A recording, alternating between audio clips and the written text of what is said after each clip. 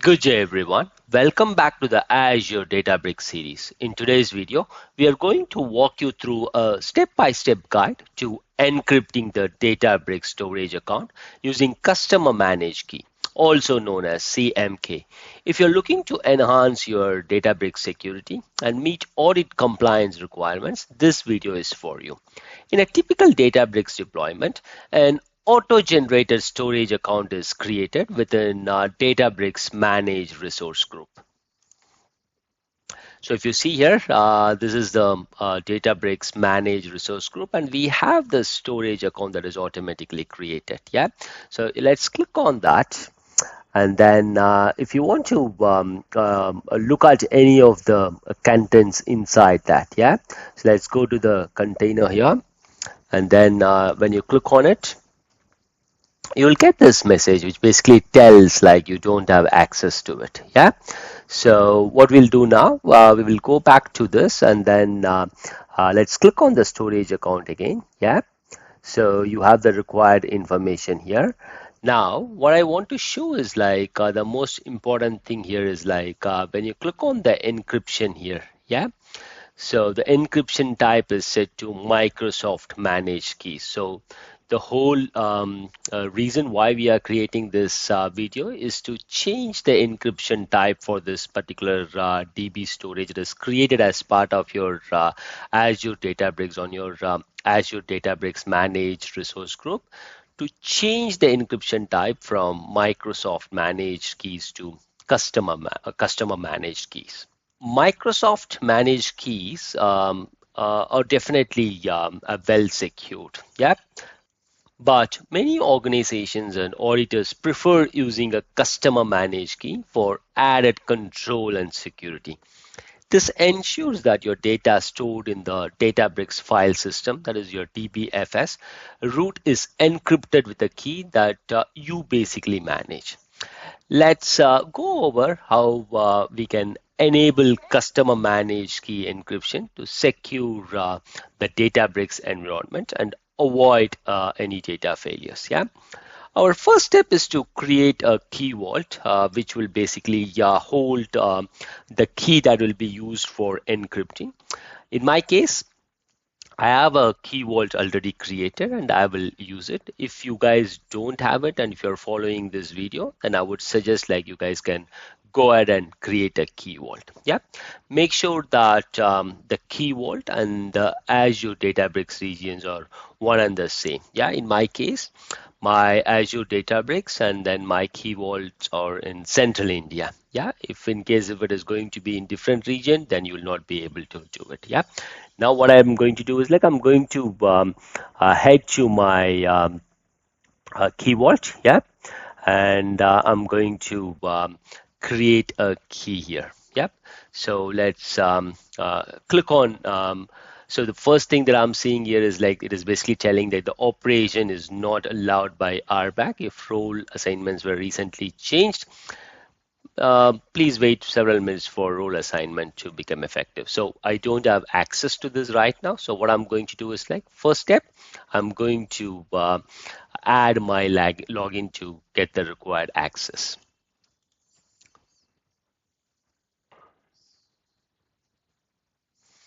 I will add myself as the administrator, key vault administrator. Yeah.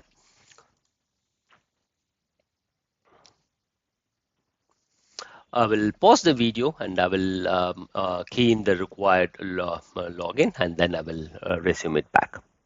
Okay, so I've added my login. Let's click on review plus assign and then click on let's click on review plus assign and it will basically create my, that is add my login in. Yep. So now let's head to keys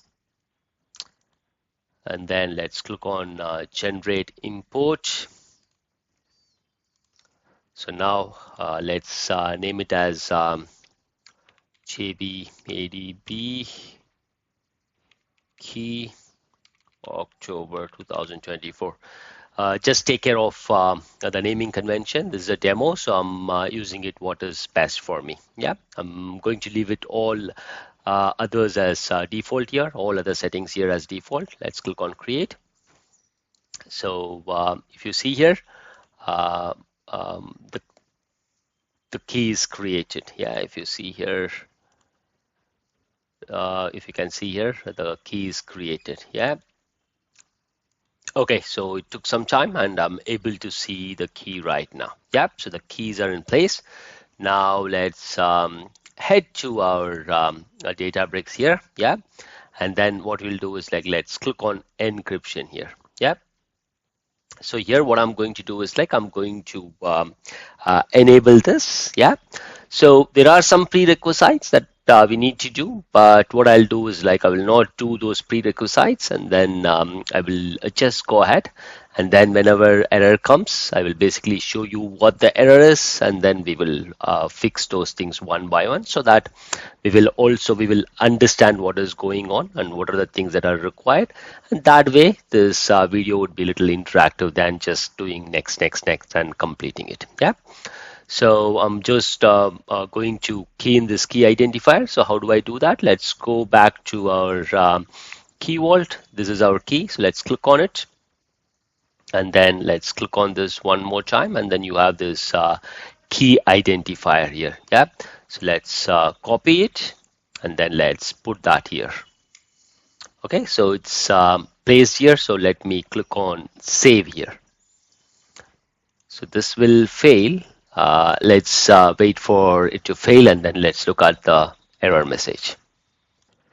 Okay, as expected, the operation failed, and what we are seeing is like this is the error that we are seeing. So it basically tells like unable to perform update operation for the workspace and gives the information, and then it tells like unable to update storage account, the storage account. We know that this storage account is the one that is created as part of your Databricks, and it gets created on your managed resource group. Yeah, it basically tells like the operation failed because of authentication issue on the key vault. Yeah, this is the error. Yeah, so now we know what this error is. So now what we'll do is like let's head back to our key vault here. Yeah, and then here let's go to the access control IAM. Yeah, and then what we'll do is like let's click on add role assignment. Yeah, and then what we'll do is like we will what to say we need to give access to that particular storage account on this key vault to get the required information, that it needs to get the secret from that key. So what we'll do is like let's add that storage account under the role key vault crypto service encryption user. Here you go. So this is the one. Yeah. Let's click on next, and then let's select the managed identity. Click on select members. And then what I'll do is like I will click on the storage account. Yeah. And if you see here, this is the storage account. Yeah. So if you see here, let's go to this overview. Okay, this is our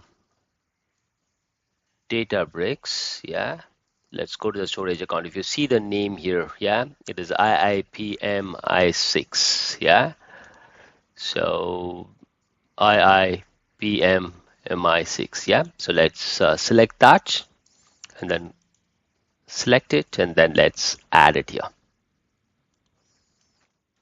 Yep. Let's wait for it to get added. It's added now. So what I'll do is like let's get the resource details, the key identifier here. Let me copy that. Let's go back to this encryption here. Click on this, and then let's save it, and then see if this is going to make any difference. The previous one failed. We provided the required access. Now let's see what happens with this. Still going on. Okay, so if you see here, this time it successfully updated the customer managed key encryption for this particular Databricks workspace. Yeah, let me close that, and then let's go to somewhere else, and then let's come back. And if you see here, this is like now saved. Now what we'll do, let's go to our storage account and then check for encryption. And now if you see here, it is no longer using the Microsoft managed keys. It is basically using customer managed key, and then you have the required information here. Yep. So this way we were able to encrypt our Databricks created managed storage account inside the managed resource group. And that's it. You have successfully encrypted your Databricks storage account using customer managed keys. This added layer of security ensures that you are in control of your data and can avoid any audit compliance issues regarding encryption. If you found this video helpful, don't forget to give it a thumbs up and subscribe to the channel for more Azure Databricks tutorials. Hit the bell icon so you never miss an update. Thank you for watching, and I will see you in the next video. Jai Hind.